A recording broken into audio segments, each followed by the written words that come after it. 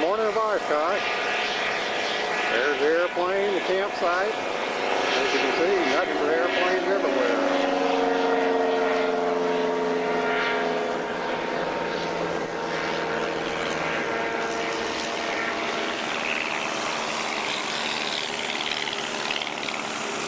Another RV6 there. They're everywhere. See if we can shade the lens here. They're up in the air, taxiing around all over the place. Airplanes everywhere. As far as you can see, airplanes. The ultralight area is just right over there. You get these powered parachutes.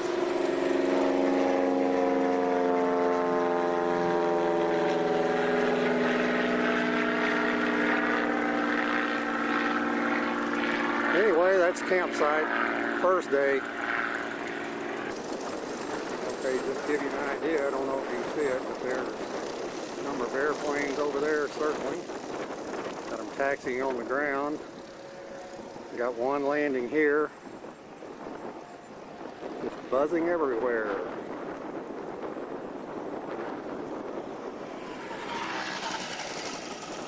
And all the guys on their scooters.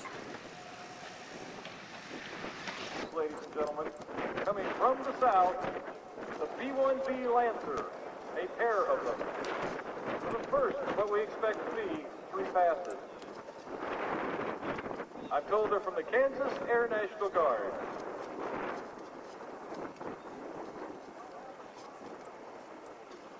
Like you said, y'all having fun?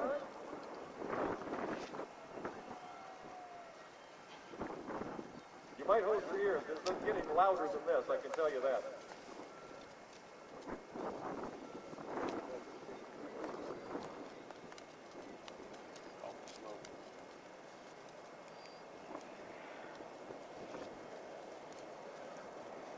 Making a slow-speed pass with the wings extended. I'm sure they'll come back with the wings in the swept-back formation for a high-speed pass in a moment.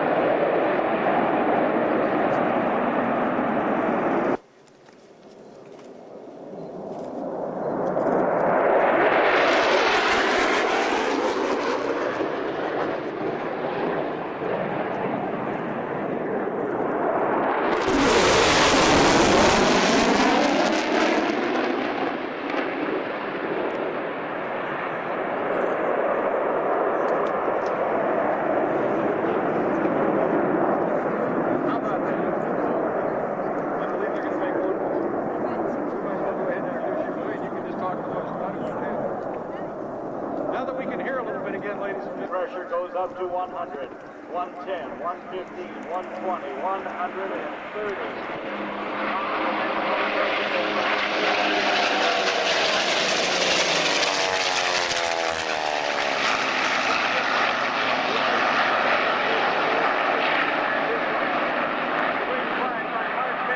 Gentlemen, you have a race. Number 99, overseas this aircraft out there in the lead, followed by Bob Odegaard, race number 57, followed by the Miss America B-51, followed by the Gleaming Silver Cloud Dancer, race number 9 of Jimmy Leeward. This a 7-lap race. Now, this is the way it's done around that approximately 8-mile course in Reno, Nevada. This is the world's fastest course for you. As World War II fighters duke it out as well as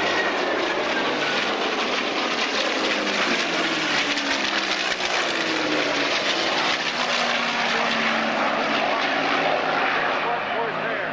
Miss America number 11 and Leeward looking at the whole bunch through that canopy of his. Two-round engine boys now closing the gap. The course there looks like there may be a pass. Now, if they go wings level on the backstretch, that's where they pick up the speed. As as they bank into the quarters for the pylons, which they dare not cut lest they create for themselves a penalty in seconds and could lose the race by cutting the pylons. Odegaard now knows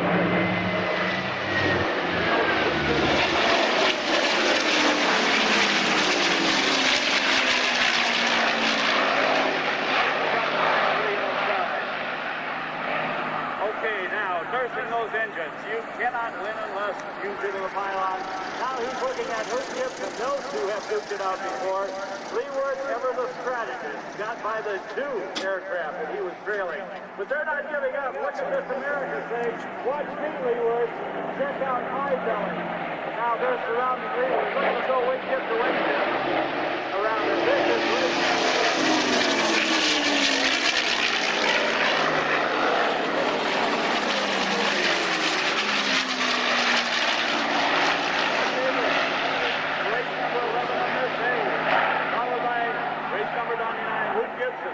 Doesn't like to see anybody in that clear canopy. He's got Odegaard pressing him too. You can see that shadow up and behind him. Odegaard, leave me alone. Keep that Corsair away from me. Look at who gets him go low now. No, wait a minute. Now he goes high. He may be doing a little strategy, a little flying. Odegaard, that's why he's himself has to go high to the outside. When you do that, he's covering more real estate, more distance.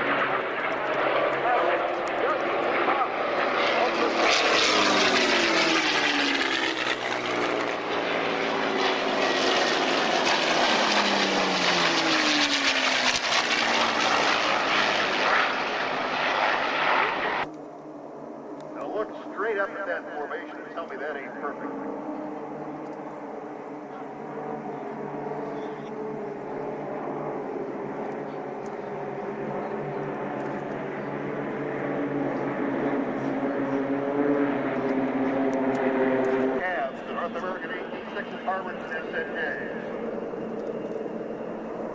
Now, after World War II, they said we had basically an inadequate fleet. It was an antiquated fleet. It's the ball prop-driven Air Force. We dislocated it. Okay. T-34 is coming back again. Again, they're doing real good here. We're getting the double cross from them. So you're seeing a lot of good formation flying here. Remember one thing about formation flying. You see a change to different types of formations. This is not done by radio. It is done by hand signals. And it is a very precise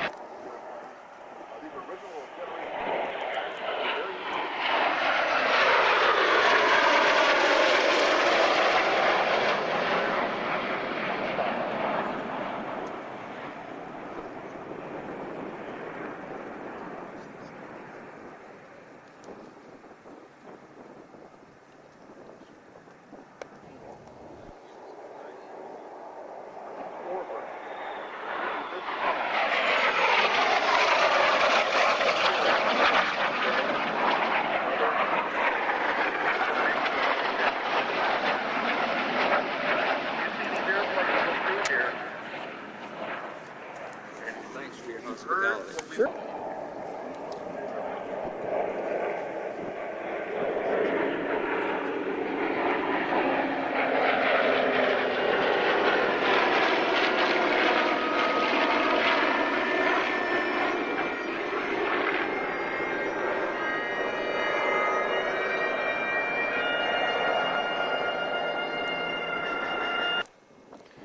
Saturday morning, a little cloudy. Looks like may get just a little bit of rain, but it's supposed to clear up by the afternoon.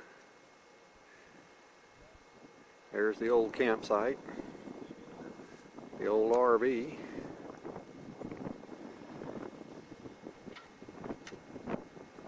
Acres and acres of airplanes.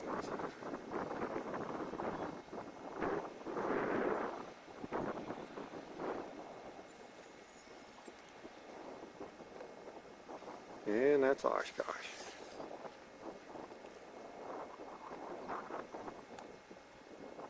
The volunteers come over to that, just kick back and have a wonderful time.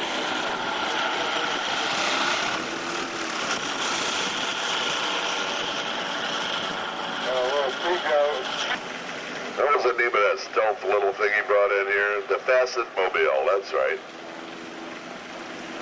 He's an aerodynamicist, and those guys had a ball, and they wouldn't tell us who won either. We have to wait and watch it on TV. Battle Royale for a glider to glide down a hill, making it out of a junk. Skyraider climbing up. Up and way into the pattern as looks like a kickbox light is coming in high. Sure enough, got those Tundra tires on there. That Army paint job, that white cowling, with that gray fuselage. 1944 Army Air Call. Mark, I'm going to leave you alone. I have to find my coffee cup. I'm telling you, I've only had a half a pot of coffee, and my body just is not functioning. I'll be back in a... We're running the same pattern that we run for the last several days, so the pilot's well versed with it. So it's running so smooth up. Around the round we go as the Dakota Hawk. Fisher Flying Products on takeoff roll. That 34-cylinder engine. 1930 sound and a 1930s classic look.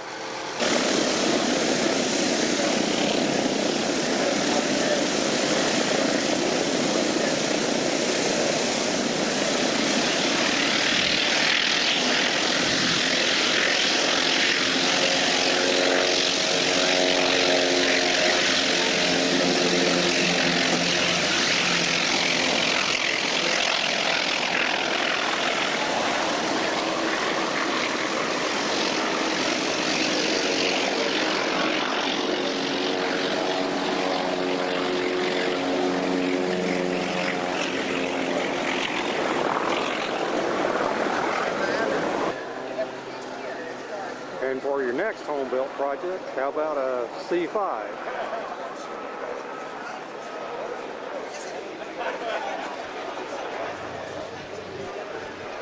Look at that sucker. Talk about a cat. That's a cage. And then it goes up and up and up and up and up and up and way the hell up.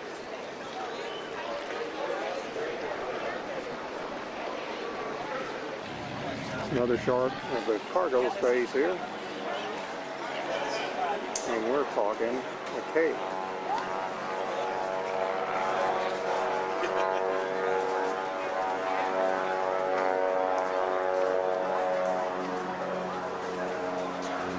There's a person for scale. Look at that.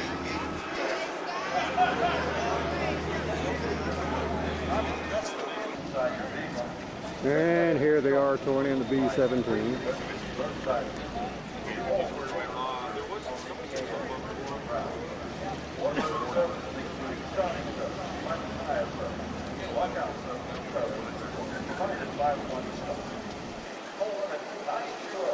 And just a little panorama.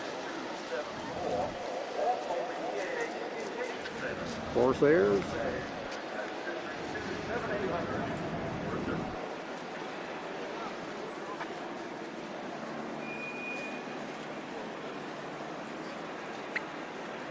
Stuff.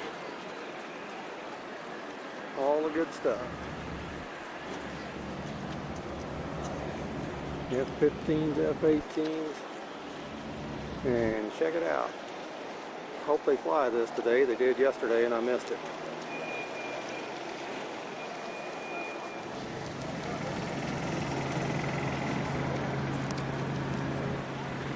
And how's this for contrast? Little T-38 with the C5 in the background, even on wide angles.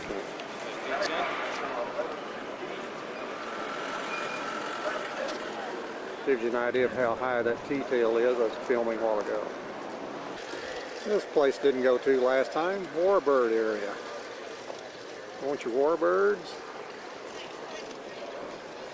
Check these out.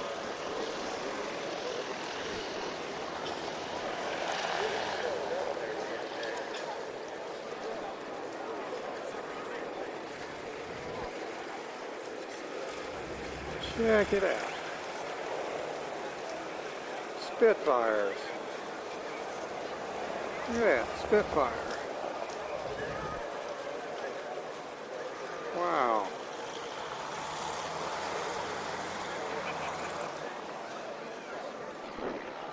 Filming a B-25. There's the official crew. Your camera. Checking out the nose art.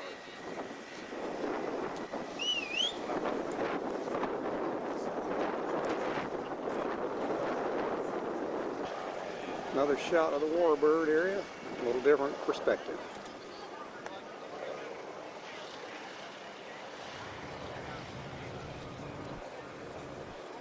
All the way down there.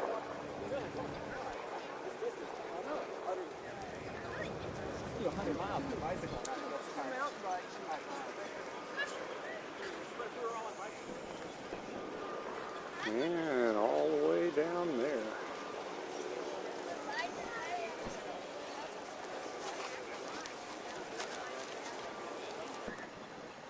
C-17 being towed for takeoff. And just another panorama to give you an idea. They call this row 60. You can see airplanes everywhere.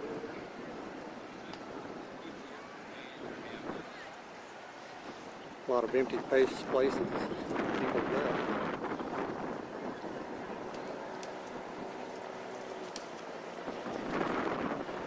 Look at that C-17 being transferred across the runway. As soon as they get it moved, I'm sure that we'll be able to get on with the parade of home-built aircraft. I need to get out of the way here, but to give you an idea, I'm on row 90 down there. Way down there, there's the DC-3 parked about 15 rows from where I I am. see taxiing into position And now there's is planes in between. pilot C. Bartholomew. He was a co-investigator of the Wisconsin ultraviolet photo polarimeter experiment looking at he flew in 1995 and now he was just going up.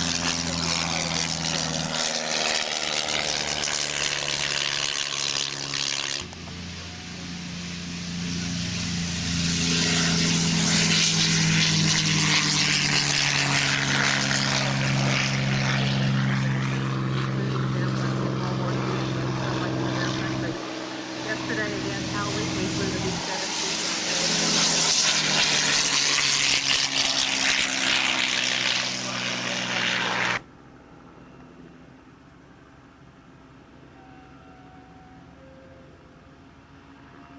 It was an incredible sight at the Farnborough Airshow in England 3 years ago when the Vickers Vimy and the Concorde took off on parallel runways.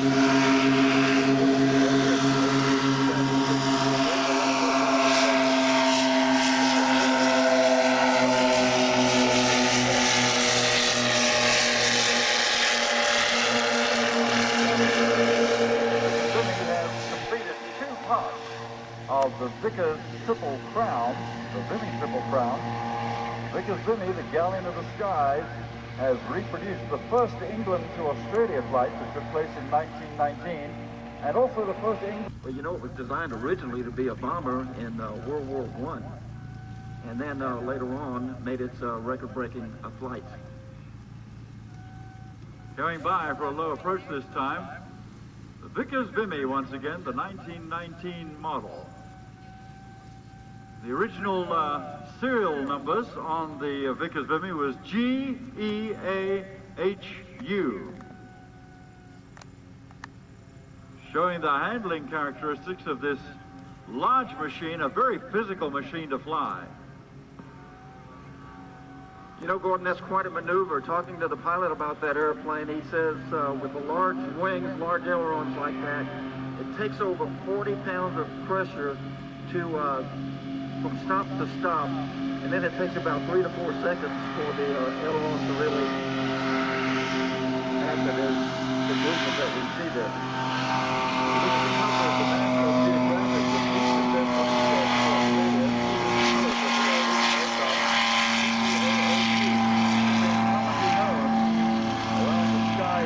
There's one L Boulevard, as that was the acronym that they produced from that original registration number. This also is the forerunner of the Vickers passenger version, which came out just directly after.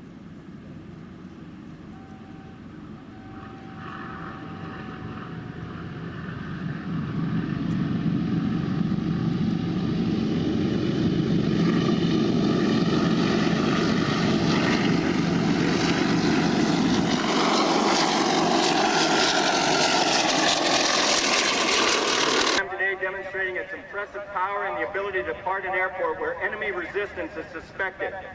The departure climb angle will be just over 25 degrees nose up, and it will reach 1,500 feet before the end of the runway.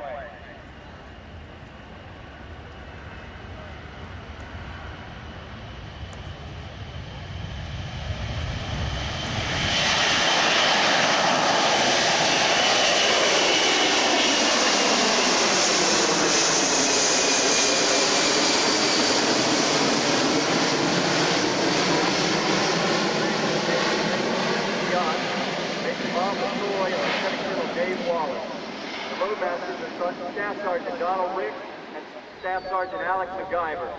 This crew has a combined total of over 26,000 flying hours in various aircraft, including the C-17 knots. The C-17 design includes a modernized cockpit, heads-up displays, and road-time displays.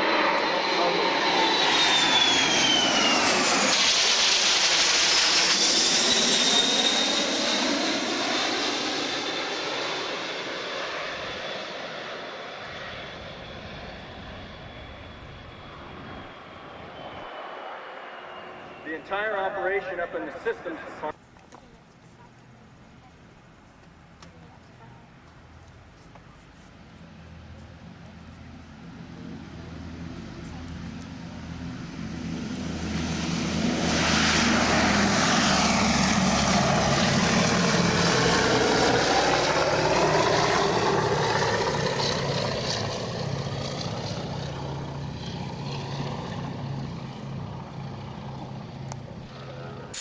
Well, got out of Oshkosh finally. The camera's not focusing too well. Can't see through the plexiglass. Took me 45 minutes to get out of Oshkosh, but I'm VFR on top now. Maybe it can do better out here. It's still fuzzing on the clouds. I'll try again later. Anyway, 45 minutes to get out of Oshkosh. I'm now on my way. Time is 10 minutes to 11 New Mexico time, and I got off about 10:30, so we'll see how long it takes to get home. Here we are at the Mississippi River again, and as you can see, it's a little cloudy out there. 90 Echo Alpha, when you finish drive. But it's supposed to be clearing, and it looks like they're right. It looks like it's going to be clearing up here near Ames, Iowa, just like they said. Swing it over here real quick, check the other side. November, the automated system up there reports the winds are 170 at 18, gusting 23. Still not enough 10 miles, and the skies are clear below 12,000. Over. Still not enough contrast for the camera to focus real well. Plus I'm going through my sunglasses, so maybe this looks better than I think it does. Anyway, this is your captain speaking. We'll continue on with our trip. Contact you at the next interesting point.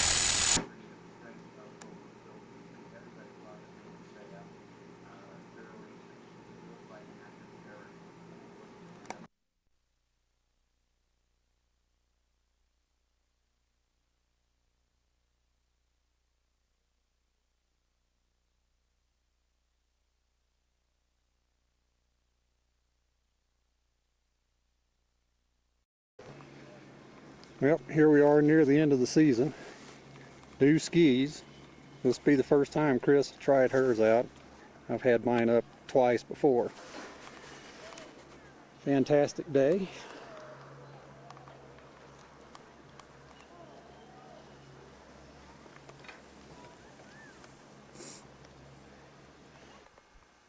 Okay, now we're recording.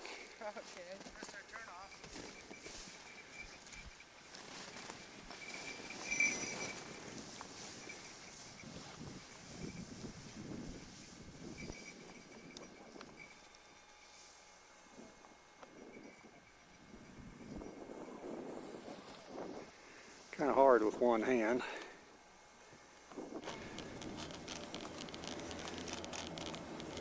Okay, that was your first run. How'd it feel? Feel good. All right. Didn't fall down. New skis. Not new anymore. Lost their virginity. Darn. Yep, already made a run. Still a beautiful day up here. Figured almost the end of the season. If we're going to do any recording, have to do it today.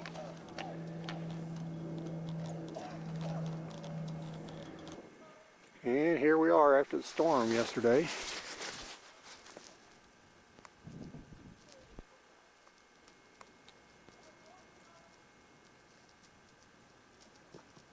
Getting ready to go over to La Madera.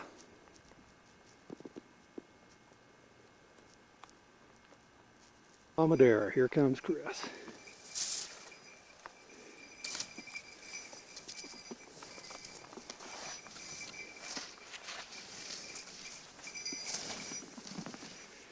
Looking good as usual. Fantastic snow conditions today.